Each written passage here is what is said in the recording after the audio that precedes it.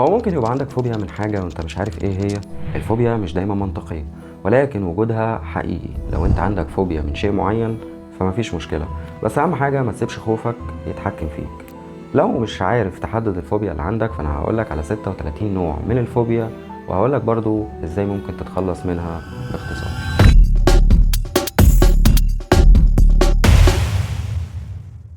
رقم واحد، فوبيا المرتفعات، وهي الخوف من الأماكن العالية زي البلكونة أو الكباري أو حتى السلالم.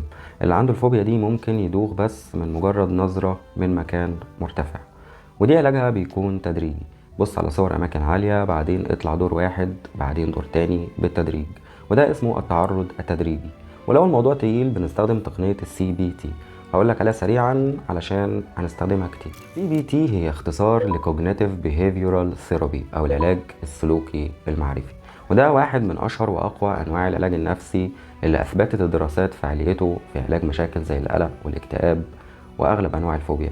الشق الأول من الكلمة Cognitive معرفي، يعني اللي بيدور في دماغك، أفكارك، معتقداتك، الطريقة اللي بتفسر بيها الأحداث. الكلمة التانية Behavioral سلوكي، يعني تصرفاتك وسلوكياتك بناء على أفكارك. ده بيركز على تعديل الأفكار السلبية والسلوكيات المؤذية، وبيديك أدوات تتعامل بيها مع مخاوفك. طيب ليه هو فعال؟ لأنه مش بيعالج الفوبيا من بعيد لبعيد، لا، بيفكك الفوبيا من جوه دماغك وبيركب لك طريقة تفكير جديدة بدل القديمة اللي كانت بتسبب لك مشاكل. رقم 2، فوبيا الطيران. أشهر جملة وهي أنا ما بخافش من الطيارة، أنا بس بقلق شوية. ولكن الواقع أنت قلبك بيبقى في الهاند باج وأنت طالع السلم، ونفسك تقول للكابتن افتح الباب ونزلني هنا. ودي علاجها إنك تتفرج على فيديوهات طيران وتفهم إزاي الطيارة آمنة أكتر من العربية، وفي جلسات محاكاة للطيران، والCBT بيكسر الرعب مع الوقت. 3، فوبيا الأماكن المفتوحة. مش شرط أماكن واسعة، الشخص اللي عنده فوبيا الأماكن المفتوحة بيخاف من أي مكان بيحس فيه إنه مش عارف يهرب، يعني مول كبير، محطة مترو، أو حتى فرح شعبي. وده ممكن نعالجه من خلال إنك تخرج في أماكن صغيرة وقت قليل مع حد بتطمن معاه، وبعدها بتوسع دائرة راحتك تدريجيا. مع جلسات العلاج الموضوع ده بيخف جدا. 4، فوبيا الحيوانات، ودي شاملة كل الكائنات اللي بتتحرك، يعني أي حاجة بأربع رجول ممكن تكون خطر. يعني ممكن واحد يخاف من كلب صغير بيهوهو في إعلان، أو قطة معدية في الشارع. ودي علاجها إنك تتعرف على الحيوان اللي بتخاف منه عن قرب، من وراه حاجز أو إزاز، وتفهم طباعه، وتشوف فيديوهات للناس بتتعامل معاه بهدوء. كمان CBT مفيد جدا هنا. رقم 5، فوبيا العناكب. مش لازم تكون بنت علشان تصاب بفوبيا العناكب، ولكن حتى الرجالة الجدعان ممكن يجروا من عنكبوت قد عقلة صباعهم، ودي من أكتر أنواع الفوبيا المنتشرة عالميا. العلاج هنا نفس فكرة التعرض التدريجي، صورة، لعب بلاستيك لحد ما تقدر تقف جنبه من غير هلع، مع تدريب تنفسي وCBT لو الموقف كبير. 6، فوبيا البرق والرعد. الخوف من صوت الرعد أو منظر البرق. الناس دي لما الدنيا بتمطر بيلفوا نفسهم في اللحاف كأنهم سندوتش، ودي علاجها انك تجرب تسمع صوت الرعد من على اليوتيوب او من مكان امن. اعمل استرخاء وقت العواصف، واعرف ان الظاهرة طبيعية مش شر ولا حاجة. 7، فوبيا الماء. الخوف من البحار، حمامات السباحة او حتى الدش في اوقات. يعني في ناس بتتوتر من صوت الحنفية، فلو بتخاف من البحار ممكن تبدأ ببانيو وبعدين حمام سباحة وهكذا. الفكرة انك تحس انك متحكم، مع الوقت هتدخل البحر بنفسك. 8، فوبيا الوحدة. مش معناها انهم بيحبوا الناس، لا، دول بس مرعوبين من فكرة البقاء لوحدهم حرفيا. ممكن يتوتروا لو سمعوا صوت عقارب الساعة. العلاج النفسي هنا مهم جدا، لازم تتعلم تعيش مع نفسك وتفهم ان وجودك مع نفسك مش معناه عزلة. جلسات علاج نفسي سلوكي في الحالة دي بتفرق. 9، فوبيا السقوط. وهنا الشخص مش لازم يقع فعليا، هو بس متخيل انه هيقع حتى لو واقف على الارض. الناس دي مفيش عندها امان حتى في الارض. وهنا العلاج انك بتبدا بتمارين اتزان خفيفه وتدريب ذهنك على فكره السقوط، وانه مش معناه نهايه العالم، وكل ده بيتظبط برضه بالCBT. رقم 10، فوبيا المهرجين. بتشوف المهرج بتقول شكله بيضحك، بس عينيه بتقول انا ناوي على شر. كتير من الأطفال والكبار بيخافوا من وش المهرج الغريب اللي بيضحك على طول. وهنا العلاج إنك تسيبك من السيرك شوية وتبدأ تتفرج على مهرجين في بيئة مريحة، أطفال بيلعبوا معاهم مثلا، وافصل بين الشكل والنية. 11، فوبيا الأماكن المغلقة.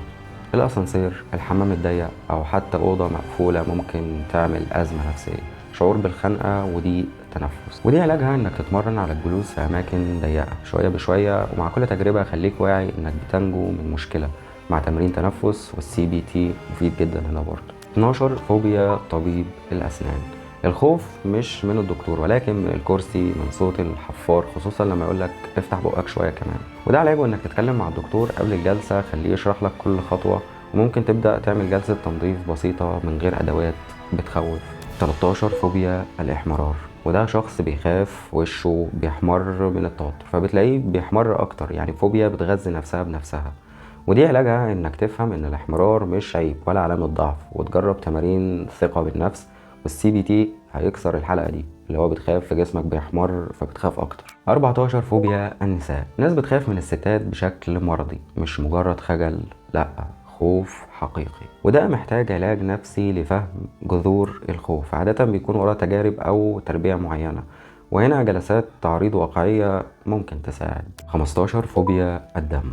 مجرد نقطة دم كافية تخليهم يدوخوا أو يغمى عليهم حتى وهما بيتفرجوا على فيلم أكشن. هنا العلاج إنك تبدأ تشوف صور بعدين فيديوهات بسيطة لحد ما تتعود. في تدريب اسمه أبلايت نيشن بيرفع ضغطك وقت التعرض علشان ما يحصلكش حالة إغماء. 16 فوبيا الغرق. الفوبيا دي بتتفرع، الأولى من المية والتانية من فكرة الغرق نفسه. العلاج هنا بيكون في تمارين سباحة مع مدرب وسترات نجاة في البداية خطوة بخطوة، ومع الدعم النفسي الرعب ده بيتكسر. 17 فوبيا الأمراض. وهنا المصاب كل ما يحس بحاجة بيجري يعمل تحليل، النتيجة دايما إنه سليم بس مش مقتنع. العلاج المعرفي هنا بيفرق جدا، بيخليك تفرق بين التفكير العقلاني والقلق الوهمي اللي أوقات بنسميه القلق الصحي. 18 فوبيا الأسماك. ودي ناس بتخاف من السمك حتى لو ميت ومحطوط في طبق، فما بالك بقى لو بيتحرك. وده علاجه انك تبدأ تشوف صور للأسماك وبعدين تزور سوق سمك بعيد، وهكذا. المعالجة بالتدريج ومع التثقيف عن الكائنات دي مفيد جدا. 19 فوبيا الحشرات. مش لازم يكون صرصار، يعني حتى ممكن تكون نملة تعمل هلع. الناس دي بيضربوا النملة بالجزمة وبعدين يعتذروا لنفسهم على الرعب اللي اترعبوه. ودي علاجها زي فوبيا العناكب، فيديوهات، مجسمات، وبعدين مشاهدة من قريب. والسي بي تي بيفرق لو الخوف مأثر على حياتك.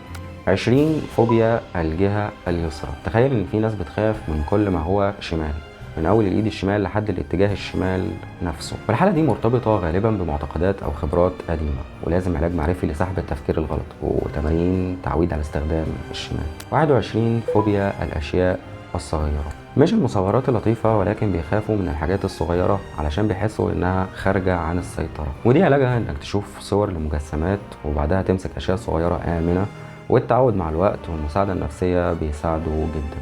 22 فوبيا الجراثيم. ودول بيغسلوا ايديهم 20 مرة في الساعة، كل حاجة بجوانتي، كل حاجة عليها مطهر. العلاج المعرفي بيفرق خاصة لو الموضوع دخل في الوسواس القهري. بنبدأ نقلل عدد مرات الغسيل تدريجيا مع جلسات دعم. 23 فوبيا الظلام. الدنيا بتطفي، القلب يدق والخيال يشتغل، ناس بتنام والنور مولع زي فوانيس رمضان. وده علاجه انك تبدأ تطفي النور تدريجيا، لمبة خفيفة بدل نور كامل، بعدين ضلمة تدريجية، والجأ لتخيل اماكن آمنة في الضلمة. 24 فوبيا الإصابة بمرض معين. وده اللي هو انا حاسس ان عندي كل الامراض اللي قريتها على جوجل، وده علاجه زي فوبيا الامراض. سي بي تي فعال جدا هنا، لازم تتعلم توقف جوجل وتفهم ان مش كل الصداع هيكون سكتة دماغية. 25 فوبيا الافاعي. حتى لو في فيلم على الشاشة بيقفل الشاشة، الافعى بالنسبة له كأنها شيطان بيتسلى بخوفه. اهم خطوة في علاج المشكلة دي هو التثقيف. شوف فيديوهات وثائقية وبعدها صور، ثم زيارة حديقة حيوان مع حد متخصص. 26 فوبيا النار. ولا كبريت ولا شمعة ولا حتى ولاعة، الخوف من النار ممكن يخليهم ما يطبخوش أصلا وهم جعانين. وده بيتعالج بالتعرض التدريجي، يعني شمعة منورة، كبريت، بوتاجاز. لازم تتعلم ان النار وسيلة مش تهديد لو اتعاملت معاها صح. 27 فوبيا اللصوص. الرعب من فكرة ان حد هيقتحم المكان، كل صوت في البيت هو سارق محتمل. وده علاجه بتعزيز الإحساس بالأمان عن طريق بقى قفل كويس، كاميرا مراقبة، إنذار، مع العلاج المعرفي لفهم إن الخوف ده مش واقعي دايما. ومع الوقت قلل أنواع التعزيز الأولى علشان يكون الأمان داخلي. 28 فوبيا التعلم.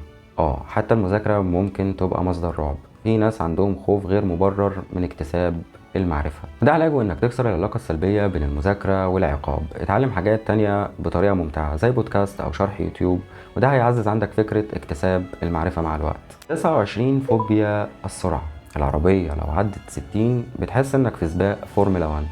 الموتوسيكل بالنسبة له صاروخ نووي. وده علاجه انك تبدأ تركب وسائل بسرعة بسيطة، خليك جنب السواق بعدين جرب تسوق ببطء، التدرج هو المفتاح.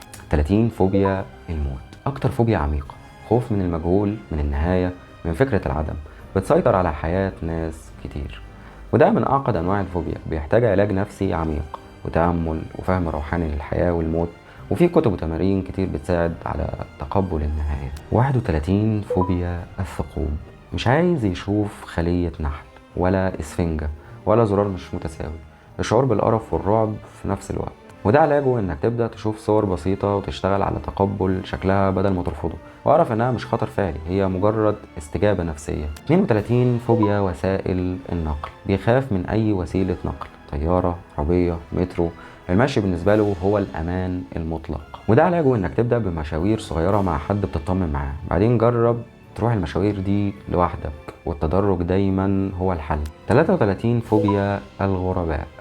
مش بس الخوف، أوقات بيكون كراهية غريبة تجاه الأشخاص المختلفين عننا، وده علاجه إنك تتكلم مع ناس من ثقافات مختلفة واحدة واحدة، وافهم إن الاختلاف مش تهديد، وعالج جذور التحيز بالعلاج المعرفي. 34 فوبيا الأرقام.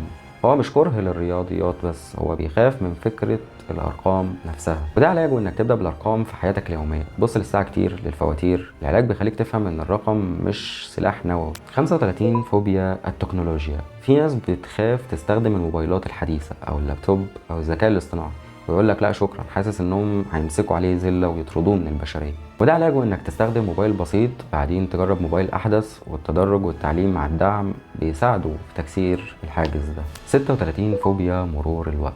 خوف من ان الوقت بيعدي وبيجري وبيفلت، حاسس دايما ان كل ثانيه بتقربه من النهايه. وده علاجه يا معلم انك تعيش اللحظه، تتعلم تتامل وتنظم وقتك بدل ما تبص للساعه برعب. والسي بي تي بيساعدك تفهم ان الوقت مش عدوك. عارف بقى اخطر فوبيا هي ايه؟ ان يكون عندك فوبيا من زرار السبسكرايب. فلو الحمد لله ما عندكش الفوبيا دي، اعمل اشتراك وسيب لي في كومنت ايه اكتر فوبيا حسيت انها عندك، وايه اغرب واحده سمعتها في الحلقه. سلام.